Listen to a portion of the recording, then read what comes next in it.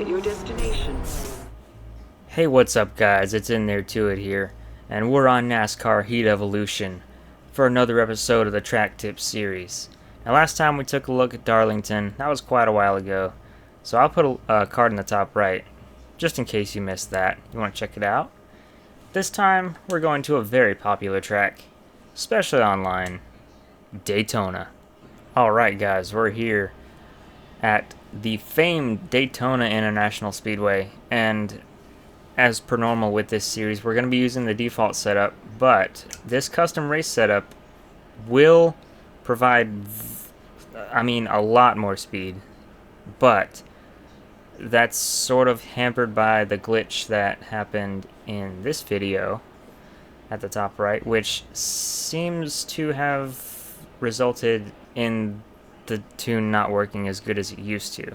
So you can check the video out if you want to, but we're not going to be using that setup anyway. So we're here to show you Daytona. I'm sure you guys are familiar with the track in general, but we're just going to take our number 48 Chevy out here and see what I can tell you about this place. Now, hopefully I don't get hit, but the single biggest, the most important thing you could do at Daytona, whether you're on a controller or a wheel, is be smooth. Speed at Daytona is all about smooth driving. And that's not taking away from setups. Setups still provide a lot of speed, but in terms of driving, you can't do any better than holding a pretty wheel and keeping on the line. That's really all you need to do at Daytona, at least by yourself. And when you're in a pack, just it's for sure the most stressful racing you'll have, because you're always around people. Basically, you're never by yourself, so you're always concerned about where people are. 3 wide, maybe, sometimes 4 wide. That's not really a good idea, especially on this game. And I'm sure you guys know how restrictor plate racing works, but another thing about this game in particular, bump drafting really doesn't work. So if I was to come up to Kyle Busch and push him, we would not go any faster than he is going. I would just lose all of my speed, and there was nothing that would happen. Bumping from the back in this game really results in nothing other than you losing your speed. So don't do that. It's really pointless. And also, avoid at all costs side-to-side contact in this game. No matter where you're at, but especially here because it's so easy to do it. Just don't do that, because you're just gonna wreck. And there's one weird quirk about Daytona that many people do not know, at least on this game. The quirk is there are bumps down here in entering turn 3 and exiting turn 2. I know that they're there for sure. They may be on the exit of 4 over here and entry to 1, but I'm not positive. So they're basically invisible bumps. It feels just like you're going over a huge rock or something. It just jolts the car sideways, and it will wreck you if you're in a pack and there's people next to you. It won't end well if you hit that. And it's right on the yellow line, exiting turn 2 and entering turn 3. Let's see if I can maybe hit it one of these laps. Yep, there it was. that was kind of weird.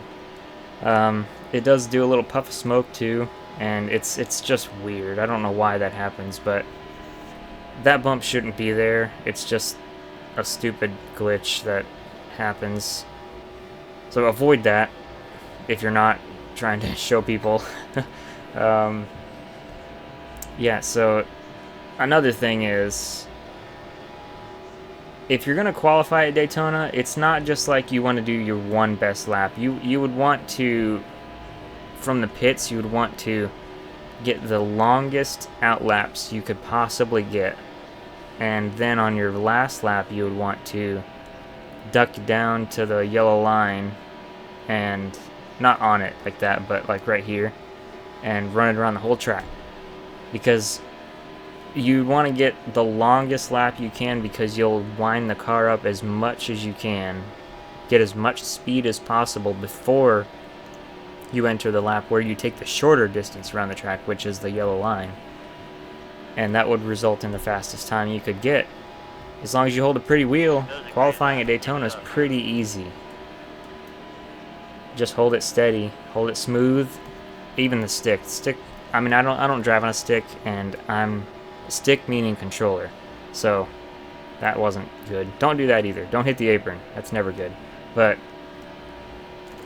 there's that bump again. I kind of touched it, but not that bad. Anyway,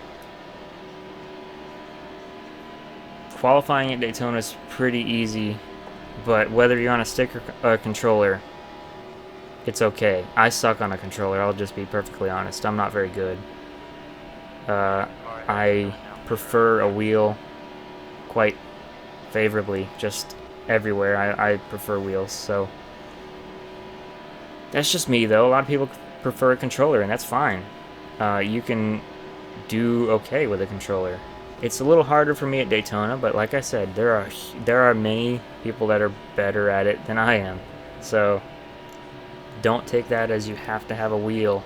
Oh my god, there it is. Did you see that? Oh my god, there's the bump. Don't hit, seriously, just stay off the apron on the backstretch. Oh my gosh, it is bad. And that would have wrecked me if I was in a pack. That quite honestly would have, because there would have been somebody beside me and I would have hit him and we would have died. We would have died. Alright, I'm going to bring her in here because, I mean, it's Daytona.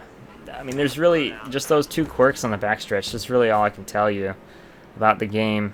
And hold a pretty wheel for qualifying. That's really how that's how you're fast here.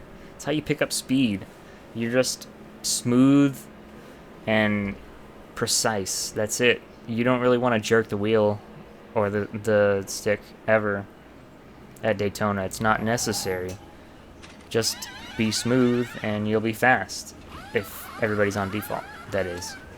So that's going to be it from me, guys. Thank you very much for watching. Please like the video if you liked it. Leave a dislike if you didn't enjoy it. And share it if you really enjoyed it. Leave a comment if you'd like to. And subscribe if you're new. See you next time.